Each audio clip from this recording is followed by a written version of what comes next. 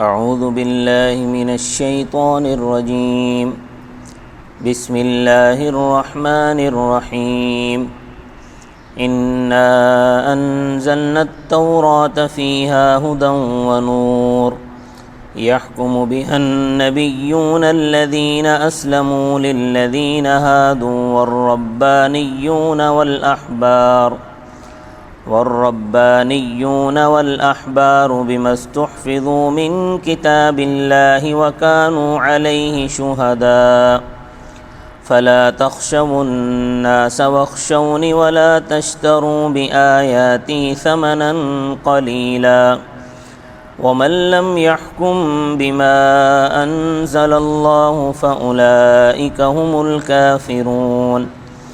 وكتبنا عليهم فيها أن النفس بالنفس والعين بالعين والأنف بالأنف والأذن بالأذن والسن بالسن والجروح قصاص فمن تصدق به فهو كفارة له ومن لم يحكم بما أنزل الله فأولئك هم الظالمون صدق الله العظيم انا انزلنا التوراة، بے شک اتاری ہم نے تورات، فیہا ہدی و نور، اس میں رہنمائی اور روشنی ہے، یحکم بها النبیون، حکم کرتے ہیں اس کے ذریعے انبیاء، الذین اسلموا، ان کو جو فرما بردار ہوئے، وہ انبیاء جو فرما بردار ہوئے، للذین ہادوا، ان کے لیے جنہوں نے یہودیت اختیار کی، والربانیون، اور درویش یعنی بزرگ، والاحبار بما استحفظوا، اور بڑے علماء اس وجہ سے کہ نگہبان ٹھہرائے گئے ہیں وہ من کتاب اللہ، اللہ کی کتاب کے، وکانوا علیہ شہداء، اور وہ تھے اس پر گواہ، فلا تخشوا الناس، پس لوگوں سے مت ڈرو، واخشونی ولا تشتروا، واخشونی اور ڈرو مجھ سے، ولا تشتروا بآیاتی ثمنا قلیلا، اور نہ مول لو میری آیتوں کے بدل تھوڑی پونجی، ومن لم یحکم، اور جس نے حکم نہیں کیا، بما انزل اللہ، اللہ کے اتارے ہوئے احکام کے موافق، فاولئک هم الکافرون، پس وہ لوگ ہی منکر ہیں، وکتبنا علیہم فیہا، اور ہم نے لکھا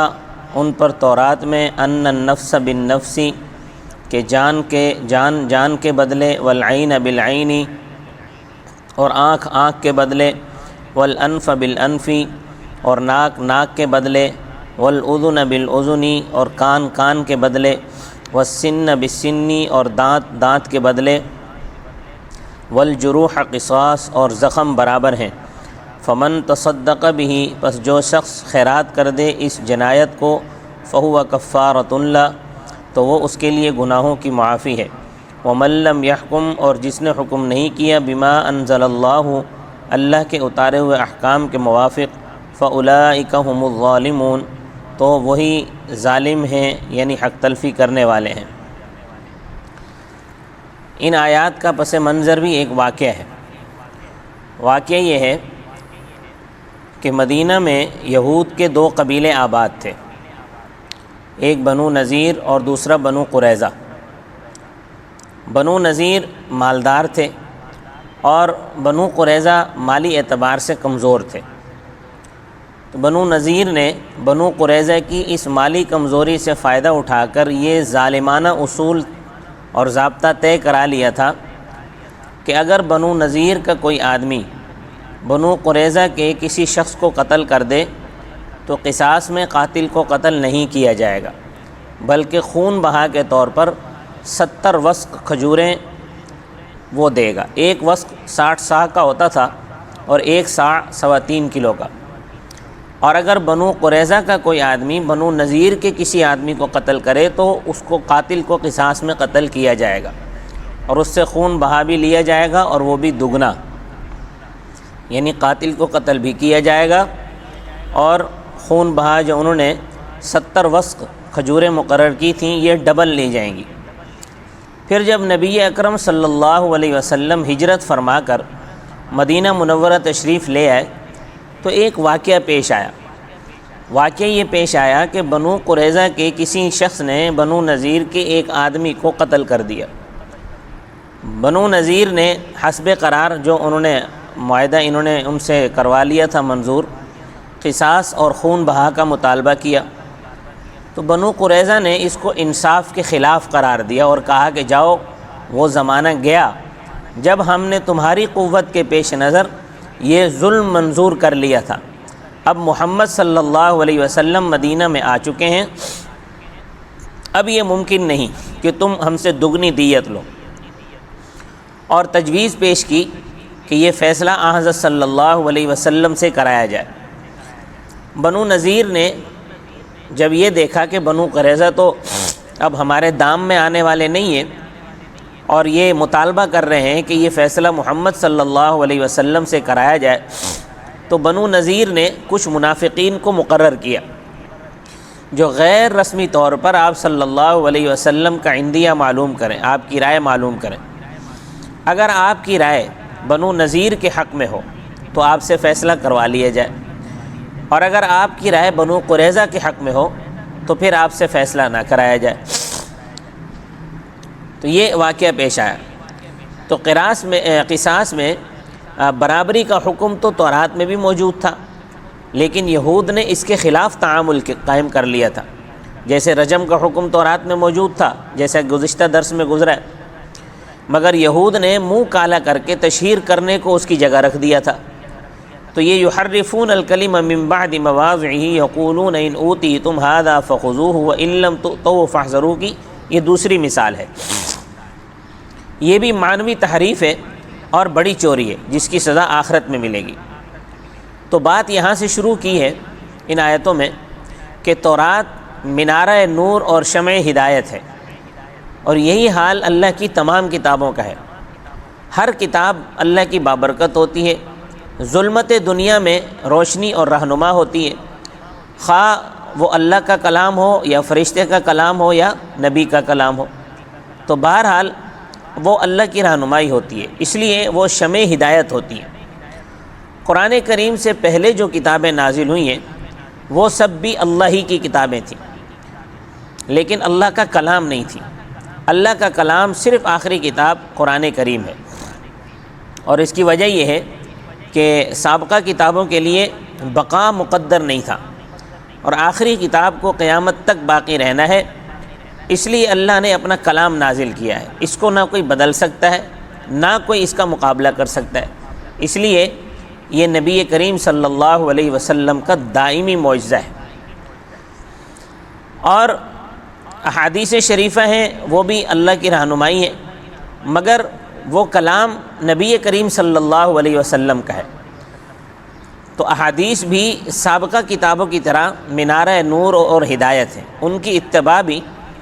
احادیث کی اتباع بھی سابقہ کتابوں کی طرح ضروری ہے۔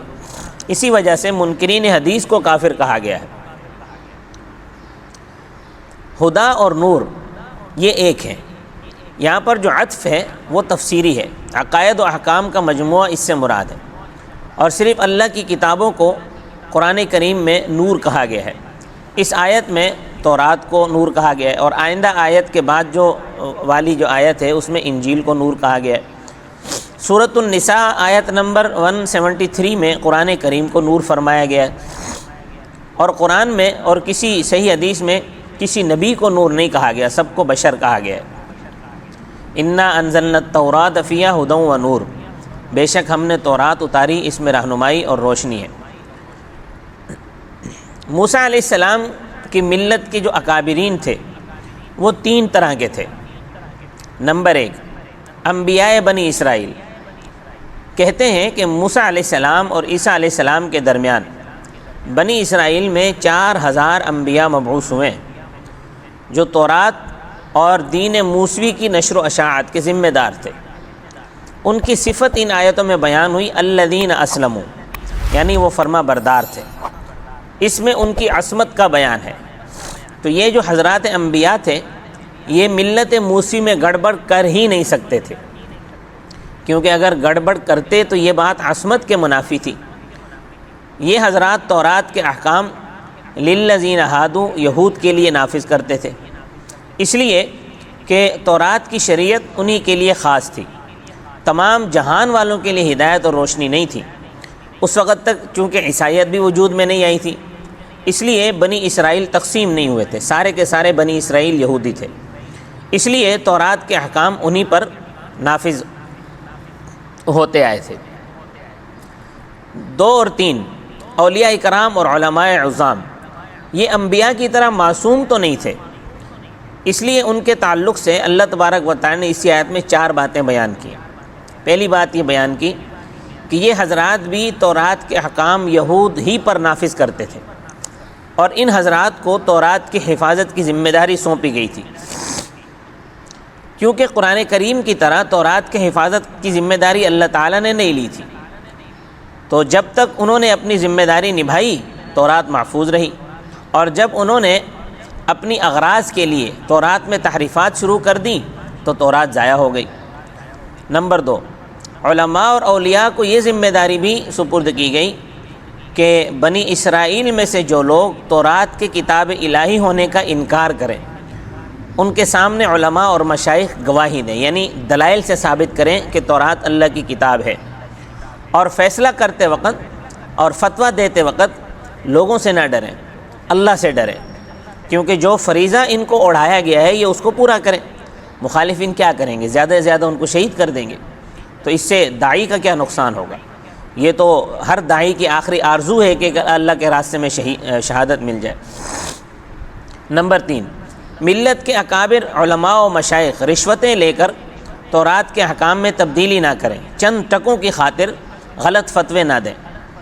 اور نمبر 4، آخر میں وعید ہے کہ جو تورات کے احکام کے موافق مسئلہ نہیں بتائے گا وہ کافر ہوگا، اس کو آخرت میں انکار شریعت کی سزا ملے گی۔ تو فرمایا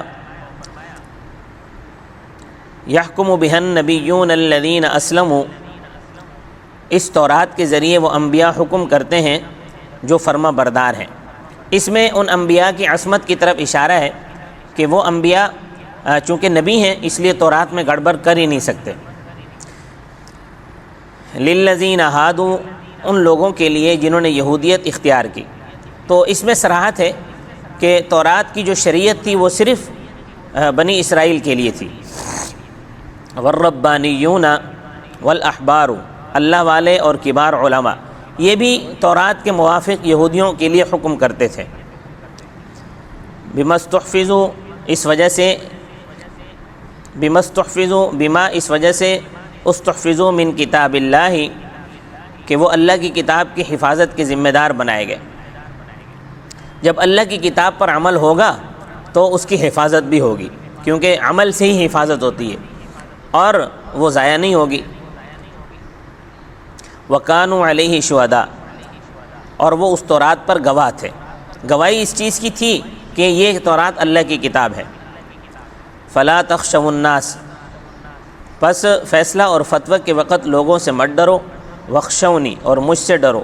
وَلَا تَشْتَرُوا بِآيَاتِي ثَمَنًا قَلِيلًا، اور میرے احکام کو معمولی قیمت کے بدلے مت بدلو۔ وَمَن لَّمْ يَحْكُم بِمَا أَنزَلَ اللَّهُ، اور جن لوگوں نے اللہ کے نازل کردہ احکام کے مطابق حکم نہیں کیا، فَأُولَٰئِكَ هُمُ الْكَافِرُونَ، وہی لوگ تورات کے منکر ہیں۔ اللہ کی کتاب میں تحریف یعنی ہیر پھیر کی 3 صورتیں ہیں۔ نمبر 1، تحریف لفظی، جیسے تورات کے اندر حضرت اسماعیل علیہ السلام کے ذبح کا واقعہ ہے، تو یہودیوں نے اس میں اسماعیل کی جگہ اسحاق کر دیا، یہ تحریف لفظی ہے۔ نمبر 2، تحریف معنوی، یعنی اللہ کے کلام کی مراد کو ہی بدل دینا، جیسے یہ عقیدہ کہ یہودی چند دن جہنم میں رہیں گے پھر انبیاء کی سفارش سے بخشے جائیں گے، یا جیسے یہ اعتقاد یہودیوں کا ہے کہ یہودی ابدی مذہب ہے، یہ تحریف معنوی ہے۔ اور تیسری تحریف عملی، تورات میں موجودہ حکم کے خلاف رواج چلا دینا، جیسے تورات میں زانی اور زانیہ، شادی شدہ زانی اور زانیہ کے لیے سنسار کرنے کا حکم ہے، لیکن سنساری کی جگہ منہ کالا کرنے کا رواج چلانا، اور قصاص کی جگہ بنو نذیر کا بنو قریظہ سے معاہدہ کرنا، اب ایک آیت میں تحریف عملی کا بیان ہے، گزشتہ آیت میں تورات کا عظیم الشان اللہ کی کتاب ہونا بیان ہے، اس کا یہود کی شریعت ہونے کا اور اس میں ہر طرح کی تعریف کی ممانعت کا بیان تھا۔ اب اس آیت کا پس منظر وہ واقعہ ہے جو میں نے ابھی بیان کیا، جو گزشتہ آیت کے شروع میں بیان کیا ہے۔ تورات میں آج بھی قتل عمد میں قصاص کا حکم موجود ہے اور ما دون النفس جنایات کا حکم بھی موجود ہے۔ دیکھیں خروج نمبر 21، 23، 25 احبار، اسی طرح 2024 استثناء 21، 19 بحوالہ تفسیر ماجدی کا مطالعہ کر لیں۔ مگر بنو نذیر نے بنو قریظہ سے ان احکام کے خلاف معاہدہ کیا تھا، جس کا قضیہ نبی کریم صلی اللہ علیہ وسلم کے پاس آنے والا تھا، اس لیے آپ صلی اللہ علیہ وسلم کو قبل از وقت اطلاع کر دی گئی تاکہ آپ اس کے مطابق فیصلہ فرما دیں، اور یہی احکام ہمارے لیے بھی ہیں۔ تفصیل ان کی کتب فقہ میں ہے۔ قاعدہ یہ ہے کہ سابقہ شریعتوں کے احکام اگر بلا نکیر قرآن میں اور حدیث میں نقل کیے جائیں تو وہ ہمارے لیے بھی ہوتے ہیں۔ قتل عمد میں قصاص یعنی برابری کا حکم سورۃ البقرہ آیت نمبر 179 میں بیان ہوا ہے، اور ما دون النفس جنایات کا حکم یہاں بیان ہوا ہے، اور اس کی تفصیل بھی کتب فقہ میں موجود ہے۔ نفس اور ما دون النفس کی جنایات کا برابر بدلہ یعنی قصاص لینا جائز ہے، اور معاف کرنا بڑا ثواب کا کام ہے۔ قتل عمد میں مقتول کے ورثاء قصاص معاف کر دیں اور دیت لیں، یا دیت بھی معاف کر دیں تو عظیم ثواب کے مستحق ہوں گے۔ اور ما دون النفس جنایت میں خود وہ شخص اس کو جانی کو معاف کرے گا جس پر جنایت کی گئی ہے، تو یہ معافی اس کے گناہوں کا کفارہ ہوگی۔ حدیث میں ہے کہ جو شخص اپنے بدن کی تکلیف معاف کر دے گا تو اللہ تعالیٰ اس کے اتنے ہی گناہ معاف کر دے گا۔ ما دون النفس جنایت کا مطلب یہ ہوتا ہے کہ کسی کا کوئی عضو ضائع کر دیا جائے،